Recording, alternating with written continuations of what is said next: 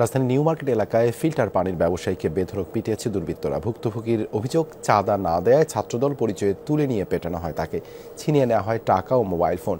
এই ঘটনার সিসি ক্যামেরার ফুটেজ এসেছে যমুনা টেলিভিশনের হাতে। ঘটনার সত্যতা স্বীকার করেছে পুলিশ, কিন্তু অজ্ঞাত কারণে 10 দিন পরও মামলা নেয়নি তারা। আটক হয়নি কেউ। আশিক মাহমুদের প্রতিবেদনে বিস্তারিত।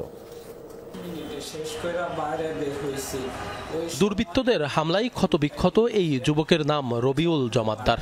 রাজধানীর নিউ মার্কেট এলাকায় ফিল্টার পানির ব্যবসা করেন। তার অভিযোগ, চাঁদা না দেয় নিউ মার্কেট এলাকার ছাত্রদল নেতারা তাকে তুলে নিয়ে এভাবে পিটিয়েছে।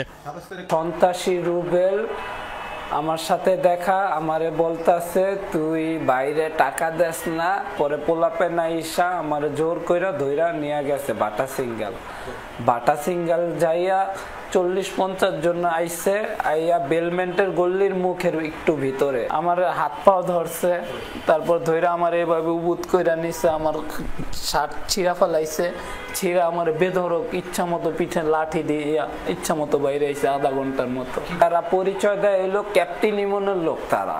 এই ঘটনার সিসি ক্যামেরার ফুটেজ সংগ্রহ করা হয়েছে, যাতে দেখা যায় গত 27 মে রাত 10:30টার দিকে নিউ মার্কেটের সুবাস্তু অ্যারোমা শপিং মলের সামনে রবিউলকে ঘিরে ধরে কয়েকজন। এখানেই এক দফা পেটানো হয় তাকে। এ সময় সাধারণ লোক জড়ো হয়ে গেলে তাকে তুলে আনা হয় বাটার সিগন্যাল বেলমন্টের গলিতে। সেখানেই তাকে নির্মমভাবে পেটানো হয়, যার সত্যতা নিশ্চিত করেছে প্রত্যক্ষদর্শীরাও। যেখানে মারামারি হয়েছে এরকম ধরনের কাহিনী হয়েছে রাত্রবেলা দোকান বন্ধের পরে। রবিউল মনে করেন গল্লির ভিতরে নিয়ে যায়, ওই এসএসের পাইপ দিয়ে বেরিয়েছে, স্টিলের মতন চাবাটি, ওই স্টিলের মতন চাবাটি দিয়ে বেরিয়েছে।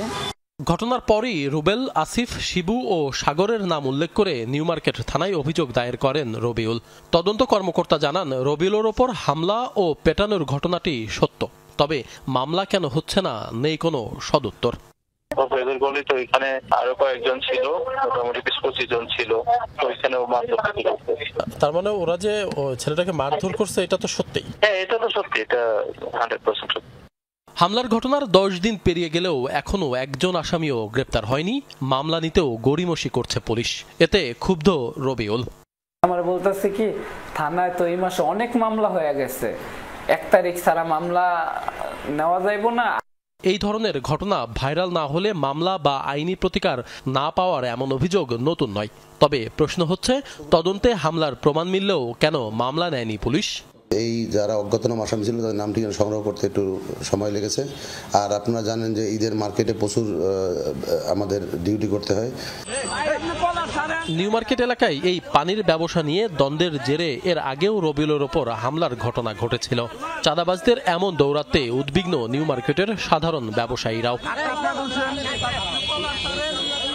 আশিক মাহমুদ, যমুনা নিউজ, ঢাকা।